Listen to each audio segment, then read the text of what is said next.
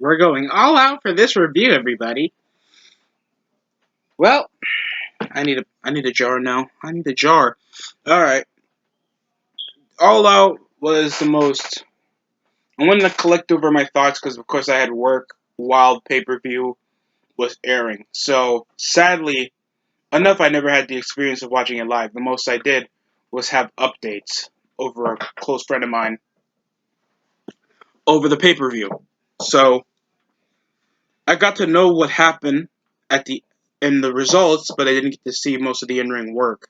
So we're gonna go over a bit of that, then determine over an overall opinion because I'm not gonna be like, oh, best pay per view of the year, greatest of all time. All we had was a bunch of great in ring workers that just weren't developed enough, or just WWE NXT fodder.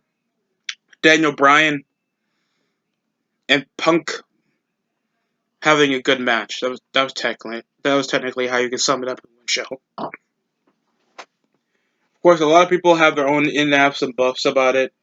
At least it gave some anticipation for AEW fans. How this would draw for the company, that's yet to be seen, because we know how it is with just Punk consistently showing up over programming and not really having a big match feel. Like, I gave this up to my opinion before. Over Punk and Darby will have a good match. How it's going to get more AEW fans to come into this is yet to be desired. That's not going to happen. We opened with the TNT title on the line. It was Miro against Eddie Kingston.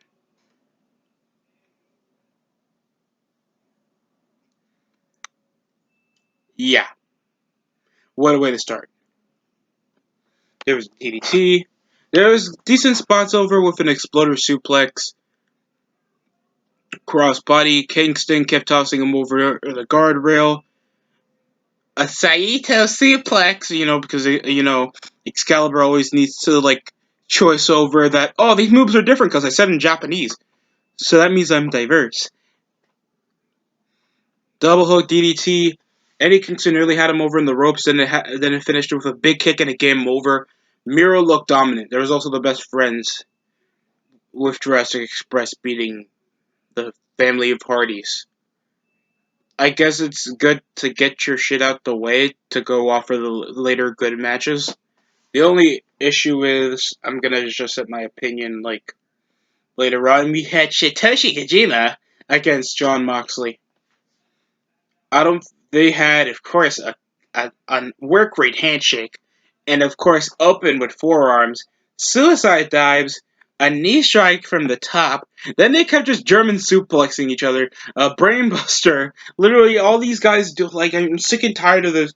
Stop over shoving New Japan pro wrestlers up our ass when even the hardcores don't even set their interests. It's got the least amount of pop over the night. I don't really care what happened.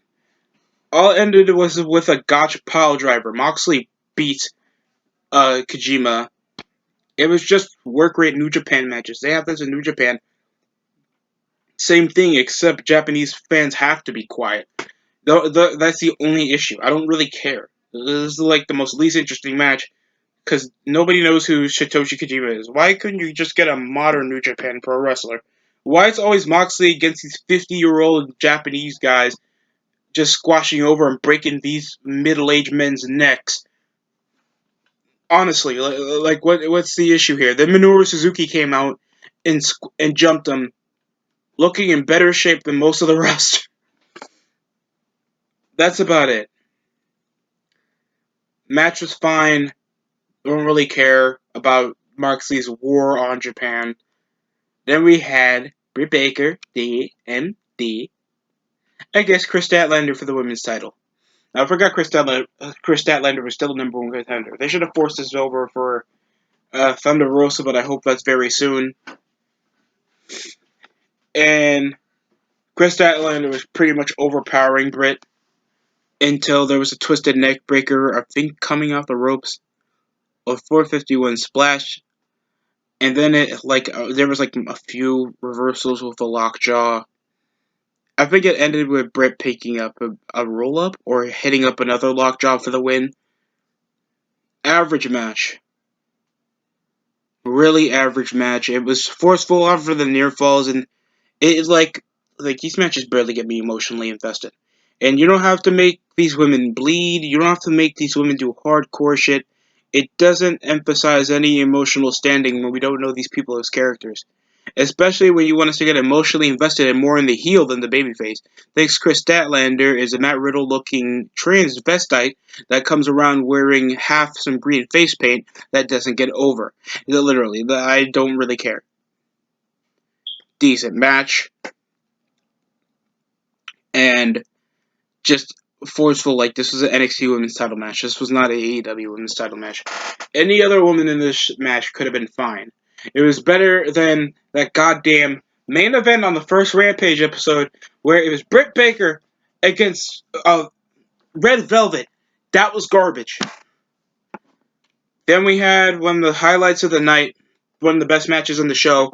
It was the Lucha Brothers going against the Young Bucks for the World Tag Team Championships, and it was actually a fun match. Creative spots, there was a lot of toss over on the cage. Like, whenever they're trying to go for a top rope maneuver, they're trying to sky over the cage trying to do a top rope move, they'll just get kicked out, super kicked out. Fear Factor, near fall. Fear Factor again, a creative Meltzer driver, a double DDT. I think there was also a double handspring cutter. Young Bucks nearly ripped the masks of both before they busted open. There was some repetitive spots. Like, that's the issue with some of these guys. They'll feel like it's fast paced when they're repetitive, or they try to make it way too choreographed. Like, oh, I'll add you into this spot. You have to warm me up for that spot. Then I gotta wait until I set you up again. Like the Young Bucks force over slapstick to go with the fast paced action, and it never gets them over. Ray Phoenix and Pentagon looked like fucking megastars in this match. I thought they were gonna do something crazy involving a pile driver off the top of the cage, and I would have popped hard. But it was just a cross body, and it ended with some type of assisted pile driver. Whatever, cool match. I'll admit that was match of the night for me. Cool highlights, and everybody was actually enjoying it. So this is how to actually make her, because these are actually day ones on AEW, and yet the more WWE guys you bring over, like you guys, like everybody's like, oh, more fun, more fresh episodes. Oh, but Orange Cassidy will still face off against a jobber. We'll have more tag team match. Their format's not going to change, bro. I don't know whoever brought the idea that they ever had fresh, cool episodes to begin with. They never have an ongoing story. Because they believe in indie humor, like gay jokes, and it's like, like literally, I think I heard somebody over on YouTube, like, bro, you're not gonna have anybody understand why the Young Bucks kissed Adam Cole in the face. It's like it's beyond their control because they don't want to know. Like, it's gay. I'm saying this with a blatant, cold face. That's gay. Children has watched professional wrestling that they know that it's a masculine, like like you're seeing grown men and women lift each other up, do badass shit, try to hit each other with weapons. The most emasculating thing, and I want to make a video on this separately, that AEW takes out your testosterone. Nobody wants to see a show, and you're seeing two grown men with ponytails kiss another 5 foot dude, and he's enjoying it. It's kind of sus.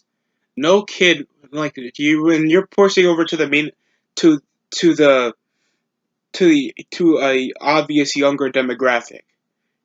You're forcing over stuff that's obviously not going to sit well with a lot of current viewers, especially trying to add over new ones. And the AEW fans, especially newer ones, dick riding all because they see something that gets a gradual pop because of something that the hardcores wanted means that's a good show.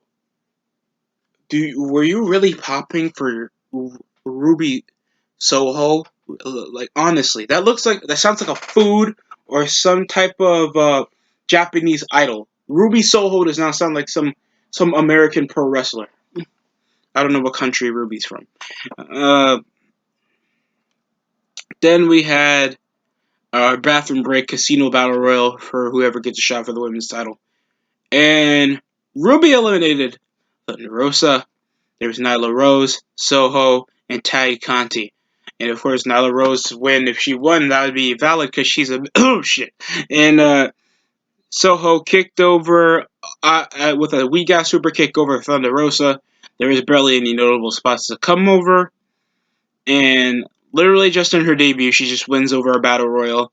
When there was anticipation for Nyla Rose, people had hope on Ty Conti, and Jay I think came back on the last Rampage. Like bro, like, Jay Cardell, like all these chicks that are getting major screen time, advertising. Like you think anybody gives a shit about Ruby Soho? Looking like some ugly main character up from Cyberpunk 2077. That does not look like somebody you push in her pay-per-view debut. I don't know what's Tony Khan's in situation to like stick it over to WWE, all because they fire dead weight that they can't get over. Because they're still over to that indie setting thinking that it's going to get over 10,000 people when they were trying to get that over like 500 people. That's a major difference. Really not a big fan of this match, and this was the weakest match of the card next to the opener. Then we had MJF against Chris Jericho, and his career was on the line. And they always do this shit on AEW where it's like, oh, this came out of nowhere, even though this company's barely been here for like half a decade. I want to put my career on the line, so it's an obvious push for the title. Like the same thing Cody Rhodes did.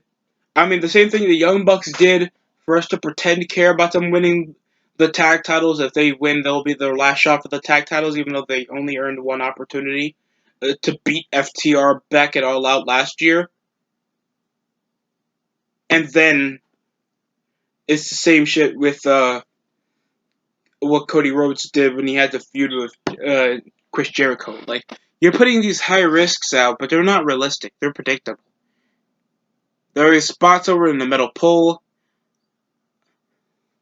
Many turn a really cool Hurricane Rana from Chris Jericho, a pork loin salt over for a near fall. Like they popped over, like the commentary keeps over saturating spots that are not finishers anymore. When was the last time you seen Jericho ever win with the lion salt clean?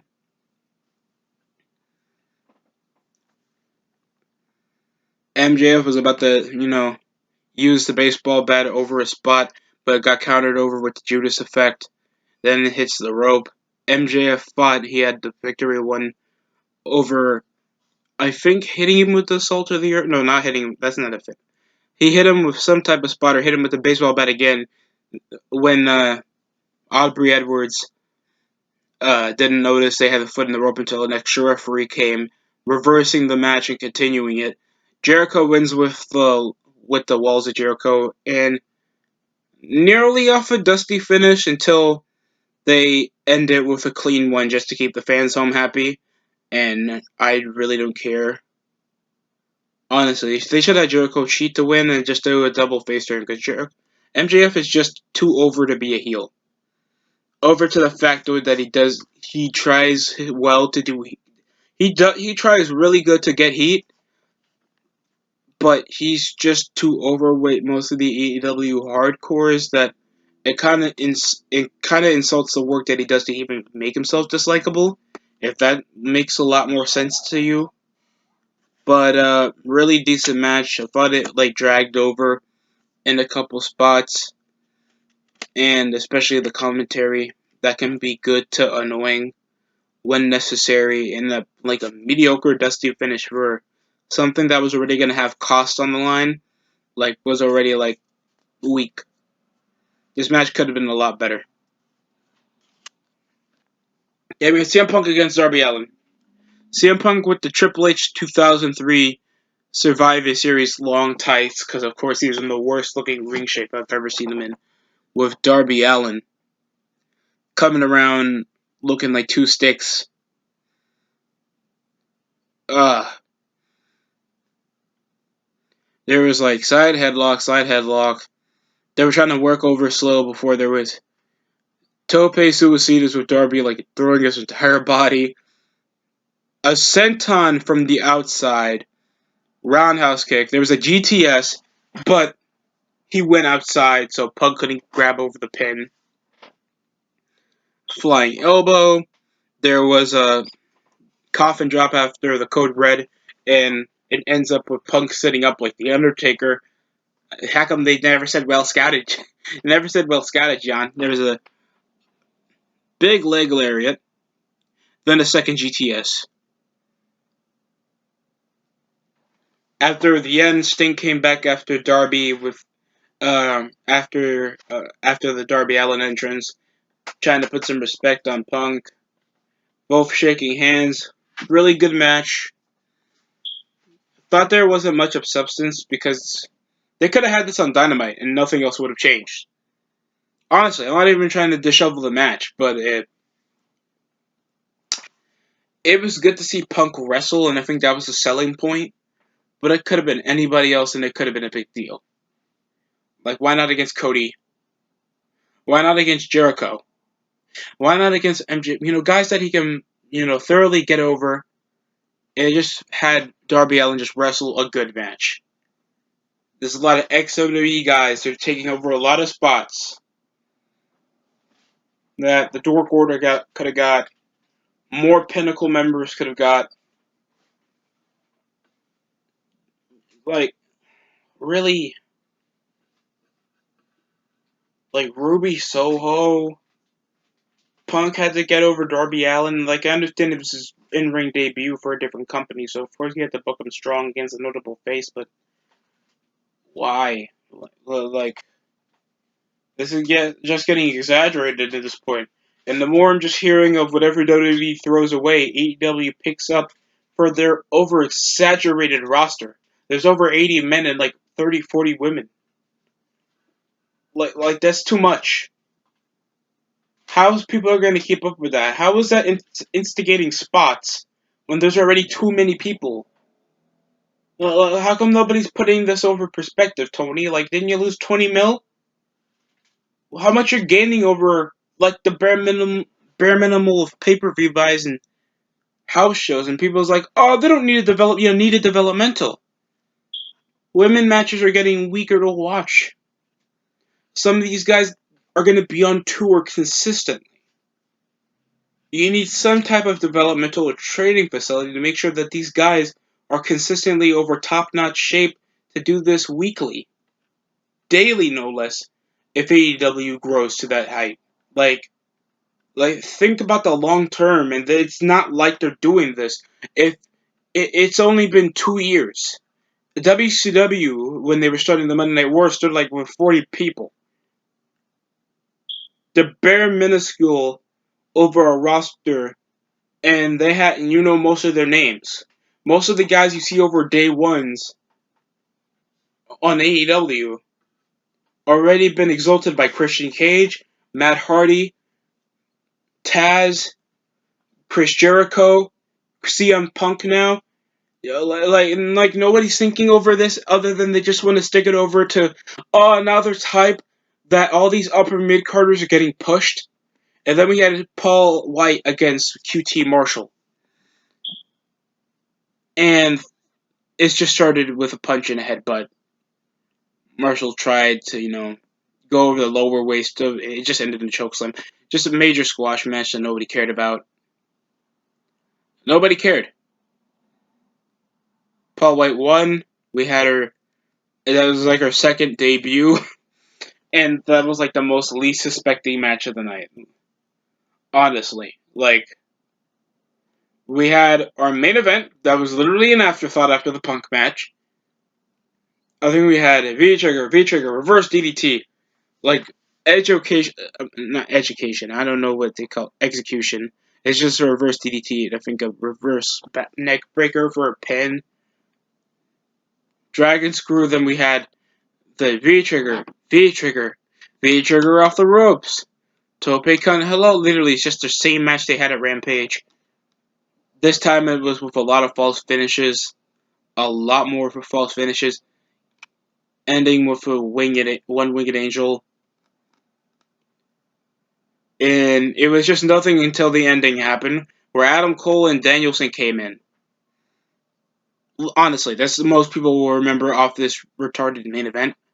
because they were already oversold, and we kind of knew that Christian Cage was not going to win because they obviously had to force over the belt away from Impact Wrestling, and Christian Cage can't do that because they're not really going to book him well on the AEW, and it just ended like prematurely. It ended with the Elite coming over and jumping Christian Cage, Jurassic Express coming in, then Adam Cole came in to help out, ending turning against and kicking Jungle Boy, and then the Young Bucks kiss him in the cheek. Like, that still cringes me, bro. Like, y'all grown adults. I don't mind if y'all hug or do the gay ass too sweet sign, even though nobody in the WWE knows you like that. Honestly, I don't know where you guys do the too sweet sign from. All I see is a couple of marks. And people are like, oh, they could do the Bullet Club. No one gives a shit about the Bullet Club other than they have cool shirts. What part of the Bullet Club has a certain edge, a cool factor to it? All I see is a couple guys that are nerd culture and pro wrestling. Two niches that haven't been good since the 90s. Please stop. Bryan Danielson came over with his little man bun, like the completion of his vegan gimmick with no muscle mass in sight, looking like he just came from a honeymoon with his wife, and helping over the attack with the Elite, ending with a yes chant, even though, like, over an interview from later before, it's obvious that Bryan Danielson wants to, like, fizzle out of the WWE mold with the yes chant, the only thing that got him over, other than he's the American Dragon. He, as soon as he changed back his name, he didn't get verified on Twitter, just to set the tone of how less credible you are now as how you were with Team Hell No, your little push, all that bullshit, and most of everybody that even comes out of the AEW roster, none of them ever said, I'm here to prove myself. I'm here to prove that I wasn't just that type of guy on another company. I'm here to prove that I'm number one. Nobody's here with a set of ambition. The only thing is for Bryan Danielson and CM Punk, I'm just here for the young guys in the locker room. What type of bullshit is that? Honestly. Like, TNA had their own stuff. Like, of course, they had ex-WCW and WWE talent to like legitimize more of their roster. But at least before that, they had more of an identity. Like, their pay-per-views were actually entertaining. Like Samoa Joe, you already knew Samoa Joe even though he came from the Indies. AJ Styles, Christopher Daniels, Petey Williams. You knew Team Canada, America's Most Wanted. Most of these guys were like 2000s indie darlings, but you got to know their character, how they wrestle, the interesting concepts of how they did it, and what makes them fun and entertaining. You don't get to see that over with this AEW roster because now it's oversaturated with WWE scooped over and threw away. And they're relying on that because AEW doesn't have new concepts. It doesn't have creative booking. It's not with the sentiment of relying on veterans to get the younger guys over. It's what Tony Khan wants to play with. So that's all I can incentivize from this show. It's a pretty solid like 7 or 6 out of 10. Found it was a fun show. Kind of fizzled out later in the ending, but yeah, it came up with the multiple like WWE signings to come over, and people can say that's a good thing or a bad thing. I can say it's a half and half because it's like, oh, well, it's a pay per view. They're expecting major impacts to happen whenever, like you're going into a show. Like, you need some type of shift into the show on a pay per view. You need something to feel like the next episode got to feel completely different after this big event happened. It's like a major special in a TV show. Like, when this 1 hour special hits, the rest of the other episodes are going to hit completely different because the tone has completely shifted. That's what makes me feel like a pay-per-view is an integral part of the show. So that's my thing on it. Obviously, certain people think that the pay-per-view sucked. Some people thought it was the best thing since sliced bread. But I think it was just a fine show. That was it. But that's it coming from me. Thanks for watching. Meh.